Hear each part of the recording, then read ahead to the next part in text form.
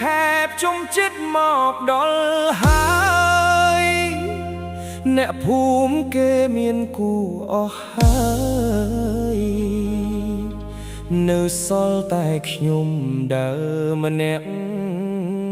ឯងចង់បានប្រពន្ធចង់បានប្រពន្ធមុនខែបជុំចង់ឲ្យម៉ែញឹមឈប់បារម្ភព្រឺកូនមិត្តភក្តិគេការអស់ហើយមានកូនរត់ពេញផ្ទះនៅសល់តែខ្ញុំអង្គុយរាប់ថ្ងៃរាប់ខែព្រឹកឡើងទៅធ្វើការងាកមកផ្ទះម្នាក់ឯងបាយមួយចានក៏ឆ្ងាញ់មិនស្មើមានអ្នកអង្គុយក្បែរមើលគូស្នេហ៍ជិះម៉ូតូកាត់មុខបេះដូងលួចគិតថ្ងៃណាទៅដល់វេនខ្ញុំ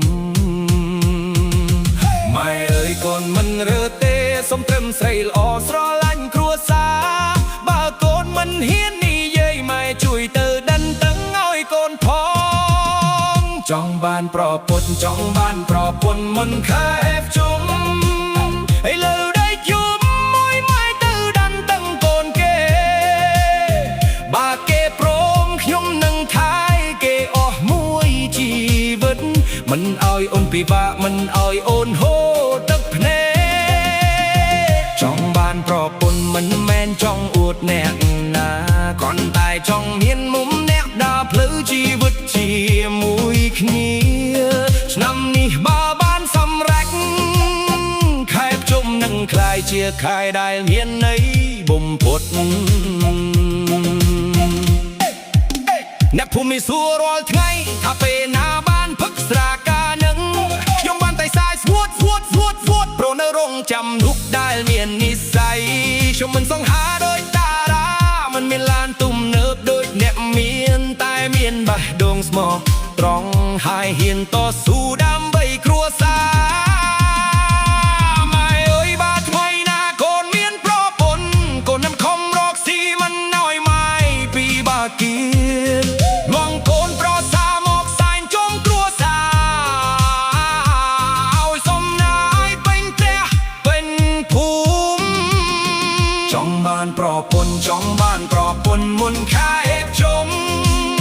ឥឡូវដេកញោមមួយម៉ៃទៅដាំតឹងកូនគេបើថ្ងៃណាគេព្រមកូននឹងស្រឡាញ់គេហូតដល់ចាចង់បានប្រពន្ធចង់បានអ្នកកាន់ដៃទៅបាក់សែមជុំជាមួយគ្នាកុំឲ្យឆ្នាំនេះដៅអ្នកឯងទៀតសុខដำស្មៃពិតមិនសូមអ្វីលើសពីនេះទេ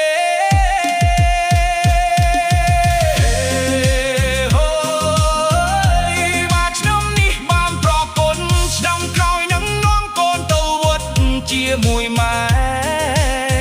សំណាយនឹងជុំលួទឹកណែឃើញផ្ទៃស្រមៃរបស់កូននឹងคล้ายជាការពិត